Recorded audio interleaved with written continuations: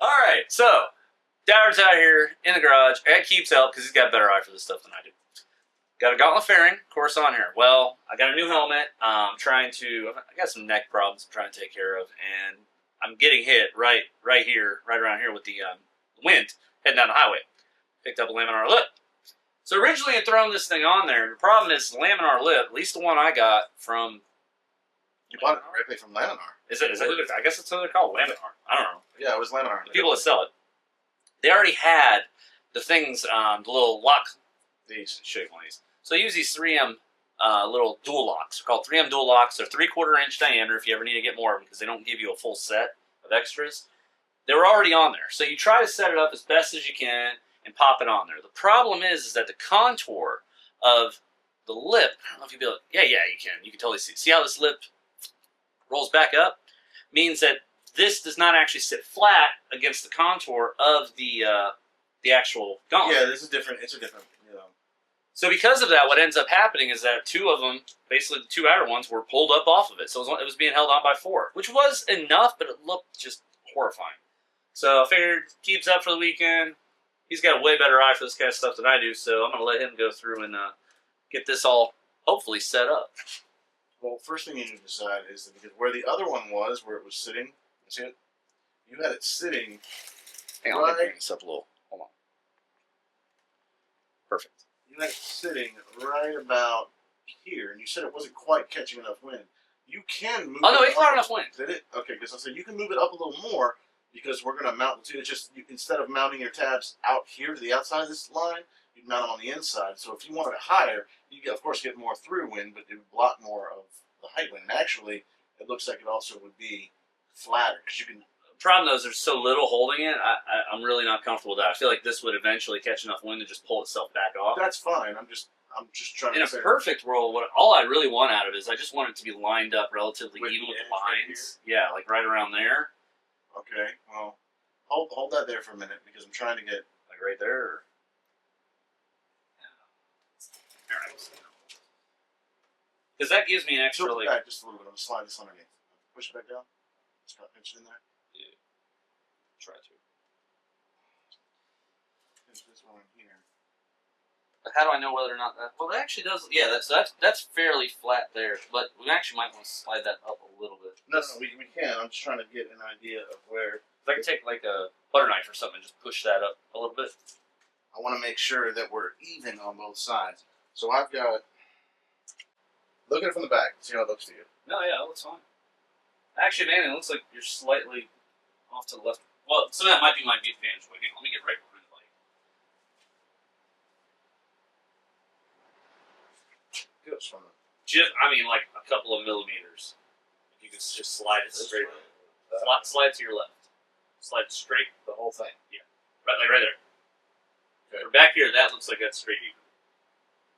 At least from the top. Because it wasn't just left and right lateral. I also had to rotate it a little bit. It was a little bit, that looks fine right there. It was rotated a little bit clockwise. And the highest point is like right down the center of my 2 gauges. Okay, so what we would need to do here.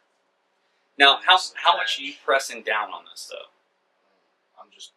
Okay, I just want to make sure. I'm not flexing. So the problem with the line locks, the dual locks before, is that I had to try to flex it down. Go get a pair of those clamps, the wooden ones you use, the spring retention clamps with the orange and black. I know, just I really want to clamp them where I've got it, so we don't have to line this up again. All right, so we had kind of a flurry of activity last night. Long story short, what we ended up doing is we got this position by hand where we wanted it to make sure that the actual dots had good contact between the base fairing and the actual laminar lip. So we went through. You guys see a little dot there, and we marked with a dot right where these are going to be. So I'm going to obviously clean the entire. I'll clean the entire laminar lip down after this is all said and done. And I only have enough of these dots right now to do 4 in place. I can always go back and remove this, separate it using like a butter knife or something, the dual locks, and turn around and set up additional if need be. But for now, what I want to do is just remove these guys off here. So here's the dot. And we marked the dot on the inside, or well, not on that particular one, but we actually marked the dot on the inside too, coming in from the back of the laminar lip. And then I let this all sit overnight. And then just, you know, cover this in some tape to make sure that I didn't scratch up the laminar lip.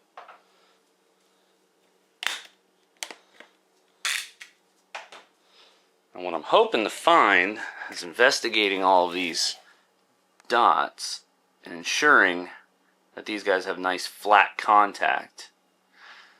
The top doesn't quite have a great flat contact, but you see there's some squishiness, there's some give to it. And then what I should find is, oh yeah, looks like this side's holding nicely.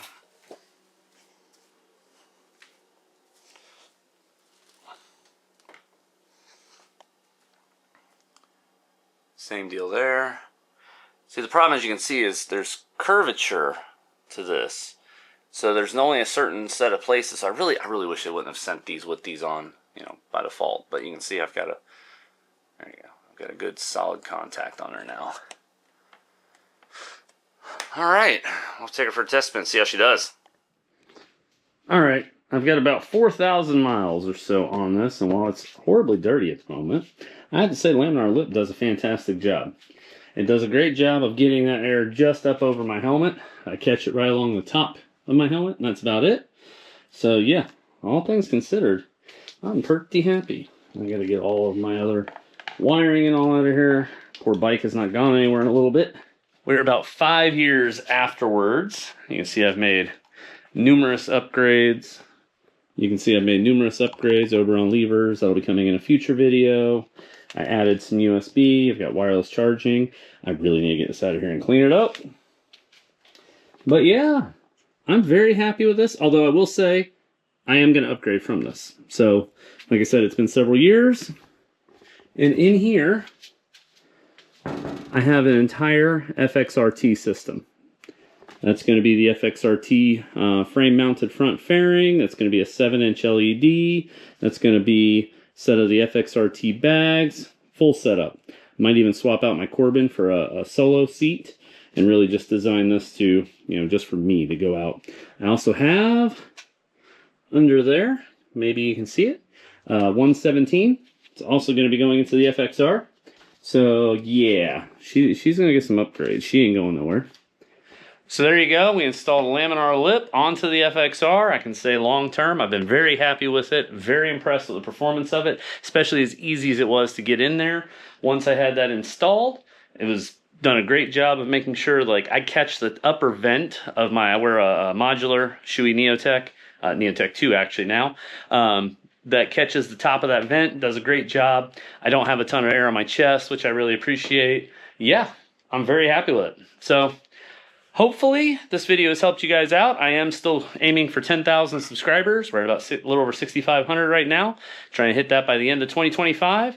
So if you found this useful, consider hitting that like button, hit the subscribe button, do the shares, do all the things that everybody always talks about on YouTube. But if nothing else, as always, thanks for watching.